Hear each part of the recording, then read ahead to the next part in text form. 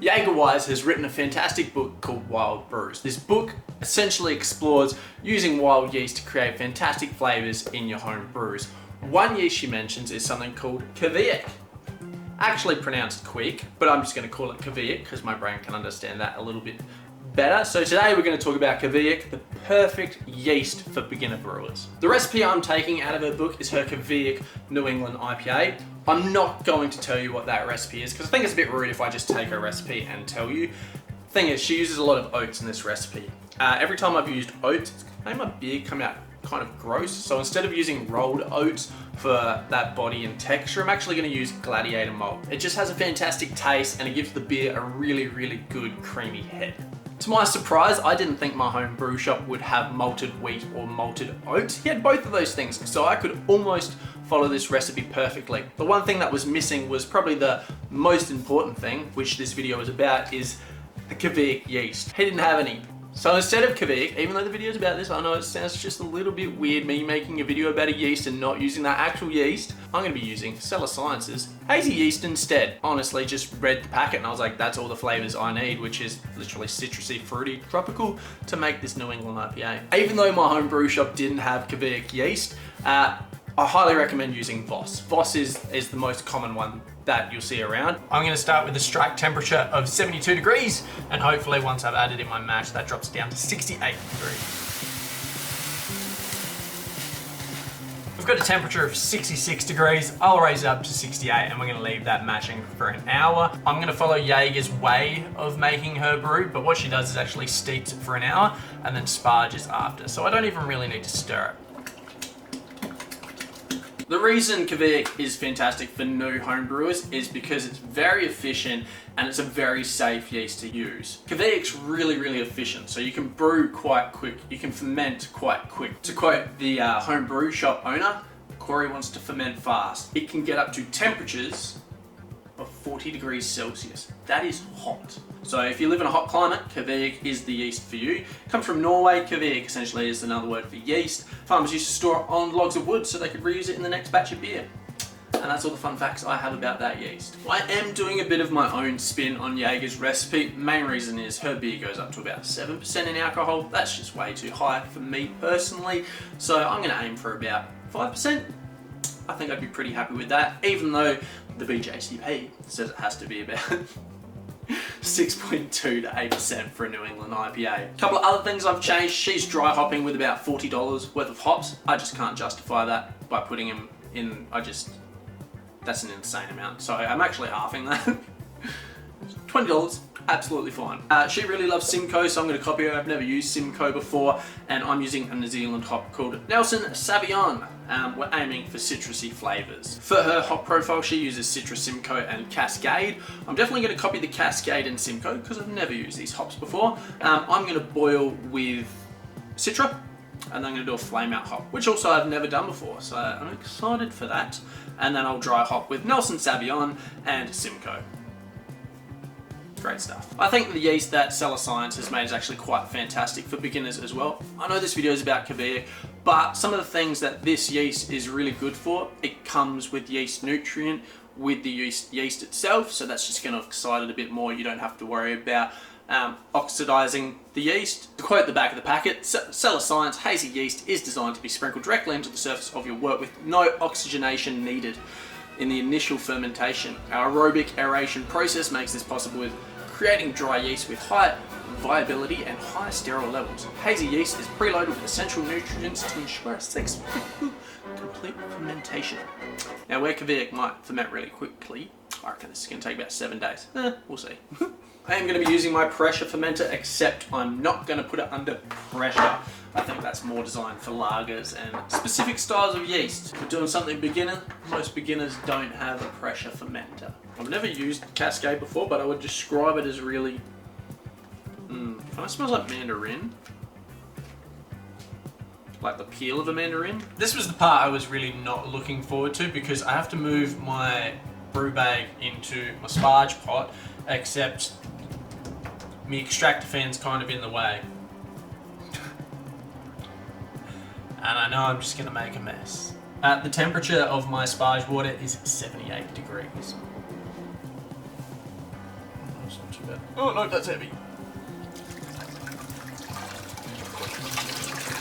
It doesn't matter if that water transfers over, does it? Because it's going in the sparge and the sparge goes back in the water.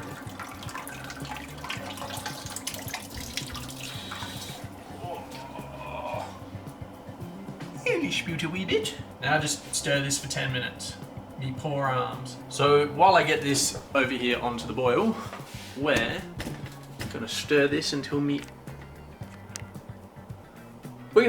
arms really hurt. Hopefully being at 78 degrees, it kills off all the enzymes and then I get a nice good head retention.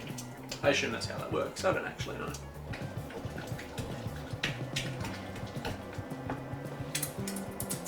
Oh, we're still recording.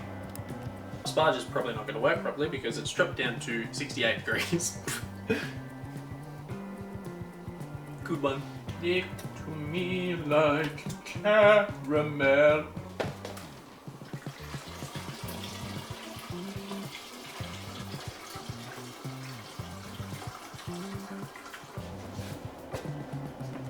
Oh god, that's hot. Oh god, that's really hot. Sparging was not as hard as what I thought it would be.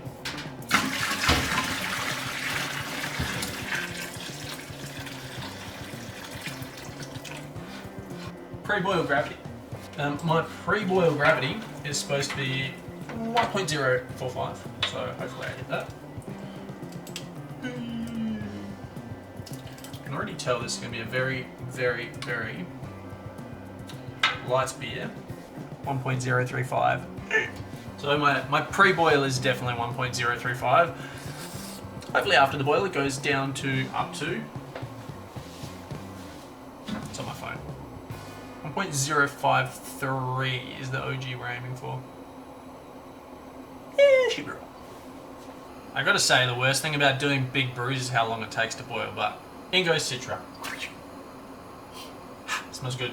I'm going to leave them for an hour, and then at flame out, I'm going to add in some Cascade.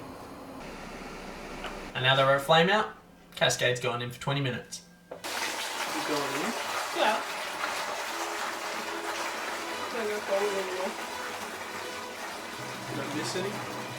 No, but if you keep going forward, you're going to miss them. The rest is going to be all. Yeah, that's fine. We'll do it all at once. You were doing so well. That went in my sock. You did that on purpose. I did not. I did not. That was because of the way you poured it. It had nothing to do with the sieve. No, because it's because it was flat. It went too quickly. You know, every time I don't use the hot sock, I regret it. I only spilt a little bit.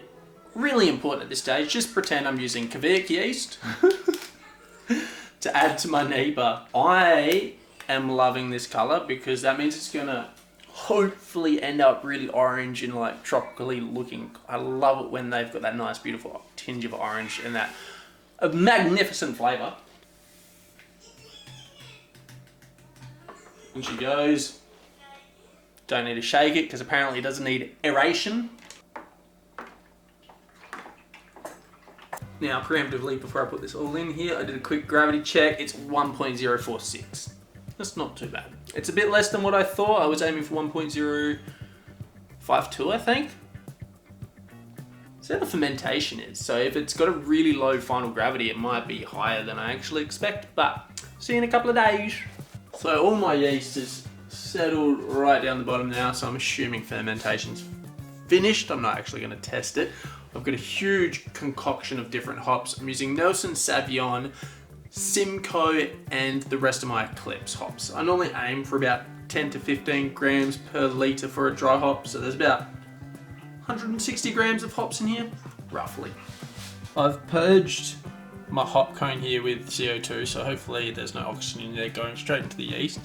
The yeast cone kind of seals where these are supposed to shoot up. So last time I did this, they all kind of just got stuck there.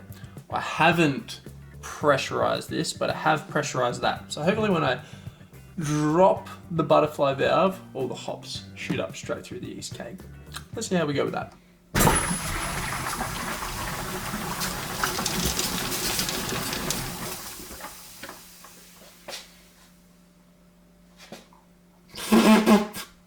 probably should have turned the CO2 gas off when I did that. It actually may have been a good thing because there's no hop sitting in the bottom of that cone. Perfect. I'm gonna leave this dry hop alone for 4 more days and then we'll keg it. Bloody chocolate milk down the bottom of my keg. Wouldn't recommend. Not chocolate milk. Oh, the things I do for you. I've dry hopped for 4 days now. It is time to move from the fermenter into the keg. When I brought the fermenter out here, my bubbler started blooping. So I did a little gravity check and it's 1.006, which works out to be about 5-6% alcohol, which is pretty good. Pretty happy with that. It is now time to move from the fermenter into the keg. For those of you who have never used a pressure fermenter before, it is quite simple. Gas into fermenter. Beer, there's pipe in here. Beer up through pipe into keg. Depressurized keg. Juice flows into the keg. And then, I've noticed everyone's doing the shaky, let's carbonate kind of method lately, so I'm gonna give the old yeehaw. When I checked the gravity of the NEPA, something that surprised me the most is the beer had the most amazing smell. It's quite bitter, don't get me wrong. I haven't cooled it down or carbonated it yet, but the aroma on it, oh, it is fruit juice and I love it. Also the color, when I first dry hopped it, made it go very green. It's back to that tropical juice color. Oh, happy days. Something I did notice again was all my hops that I've dry hopped with have combined down in the trub catcher, except when I put them in, they really kind of like integrated with the beer. But what happened was the hops and the yeast kind of coagulated together, sunk down to the bottom, left a little gap until I pressurized it and it pushed that trub down into the rest of the gap. That scared the crap out of me. That sounded like there was a seagull in here for a second. So apparently how to shaky carbonate is literally do this back and forth at 15 psi for 5 minutes.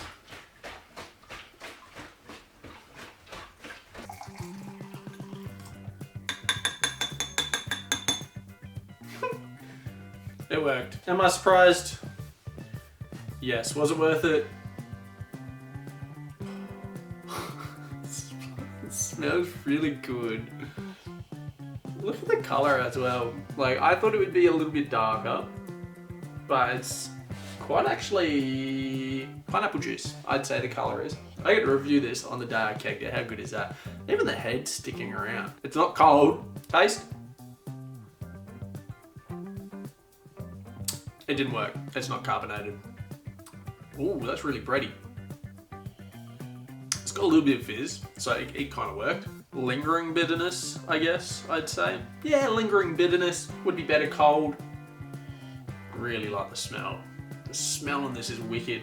And I don't know if that's from the hazy yeast, but Kveik has a really fruity smell as well. So if you're ever gonna make, even if you want a really fruity pale ale, I highly recommend Kveik.